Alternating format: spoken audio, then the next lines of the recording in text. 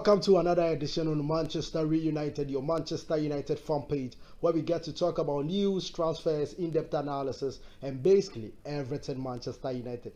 The show is brought to you by Intimate Essentials, J Walker Designs, and Tillen Facebeat.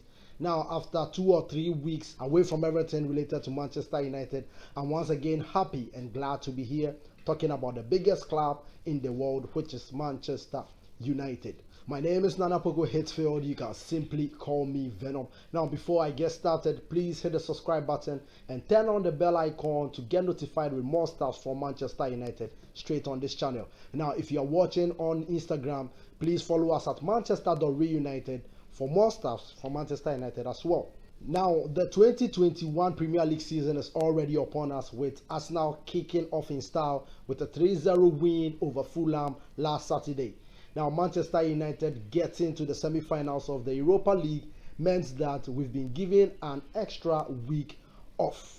Now, I know every Manchester United fan out there is still not satisfied with the amount of transfer businesses done by the club.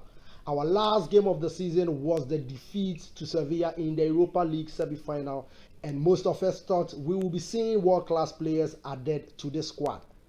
When you consider the likes of Everton signing or bringing in Alan, Doucouré, and making a statement signing in James Rodriguez from Real Madrid, it is as if all our rivals are making efforts to improve their positions from last season. Manchester United only spend when we finish outside the Champions League places. This cycle has been repeated under 3 different managers, and they all got sacked because of how poorly the team performed that season. Meanwhile, those making all the key decisions get to keep their job, and the cycle is repeated over and over again. Now, I was watching Mark Goldbridge on United Stand a few days ago when somebody was rebuking him for saying the American owners. Now, I mean, Joel and Avram Glazer spend majority of their time in Tampa, Florida anyway. As a matter of fact, and I stand to be corrected, I don't think Malcolm Glazer, who is their father, ever visited England and Manchester, to be precise, before he passed on after buying the club. I don't think he ever even came to Manchester to even watch a Man United match. Now, put that into context. Roman Abramovich is practically always at Stamford Bridge cheering Chelsea on. Man United take ages to get a transfer done. Now, I am an addicted Manchester United fan, and I will play for Manchester United even for a peso or $1. Now, I won't even read a contract to sign for Manchester United, and yet it will take this board and this management over 3 months just to sign me. This is how mediocre the club has become in the transfer market. Just look at the ongoing saga of Jadon Sancho, for instance. Now, it's been known since January that Manchester United have been in for Jadon Sancho, and Sancho has also reiterated his desire to play for Manchester United. Yet, we are on the brink of starting a new season without our main target. It will be very annoying if Manchester United ends up buying Jadon Sancho for around 90 million. This means that we've wasted all this time for a few pounds. Now, on Tuesday, Tottenham Hotspur submitted a 30 million bid for Sergio Reguilon. Meanwhile, Manchester United have been negotiating for weeks on that buyback clause and the price. Although it is the right decision to refuse that deal, which is the buyback clause from Real Madrid, we allowed Hotspurs to take advantage of our lengthy negotiations. And apparently, they also have Gareth Bale, who will probably be an alternative to Jadon Sancho.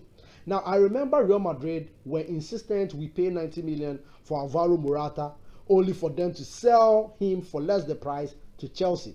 So it's probably best if we stop doing business with Real Madrid, because I think they don't respect us as a club anymore. Now, Manchester United has become a profit-making machine, and the Glazers intend on keeping it that way. Now, some fans have even suggested that we stop patronizing Manchester United staff to prove a point to the Glazers. Now, who are we kidding? We love Manchester United too much to do that to the club anyways. Today, I promised myself not to rant, but I just can't help myself with all this chaos at Manchester United. We love Manchester United, but unfortunately, the Glazers get to own it. Now, when you look at the Mansours of Man City, for instance, they've invested £1 billion into Manchester City ever since they became owners. Meanwhile, our owners have taken £1 billion from the club. Now you can watch the last video I made on how Ed Woodward and the Glazers are failing Manchester United fans, how the club needs restructuring and other stuffs. Now on a more positive note, so far we've brought in Donny van de Beek from Ajax Amsterdam. Now normally I would have done a video after we signed him, but I was on vacation because there was nothing better, you know. Let's see some stats on what Donny van de Beek is going to bring to our midfield. Now, Donny van de Beek is a 23-year-old Dutch international who has made 175 appearances for Ajax Amsterdam and has scored 41 goals. Now, during this short spell with the club, he's won the Eredivisie, the KNVB Cup, and also he has won the Johan Cruyff Shield.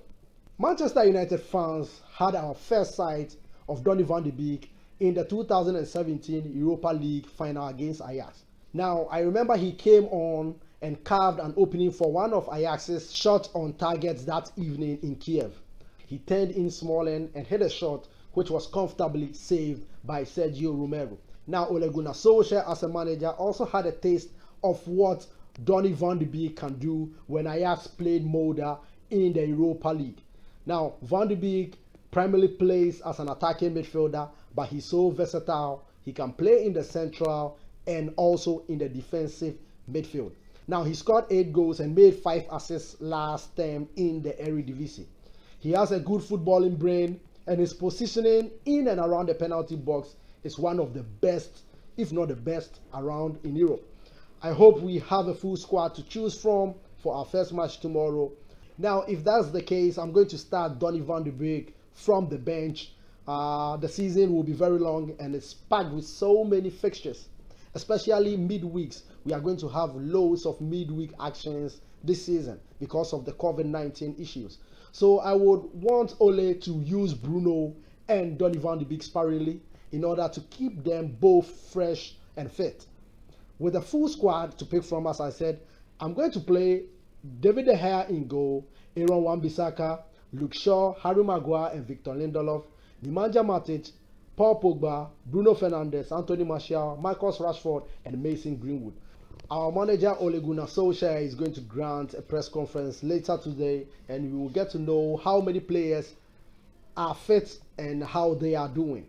Now, which starting 11 will you play against Crystal Palace tomorrow at Old Trafford? Let me know in the comment section, and good luck for the game tomorrow, and I hope we pick up all 3 points and we pick up momentum as well. Now, don't forget to follow us at Manchester.Reunited on Instagram and also subscribe to the channel on YouTube, Manchester Reunited. Unfortunately, Reunited Live won't be on this Sunday, but next week we are going to bring you Reunited Live.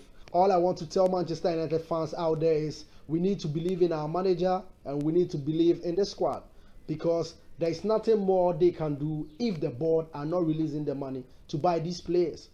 Now, Alex Telles of Porto is a good option at left back, for instance. People keep saying we should boycott matches and do other stuff, but we love Manchester United too much. See you another time for more exciting stats and news about our darling club, Manchester United. Glory, glory, Man United.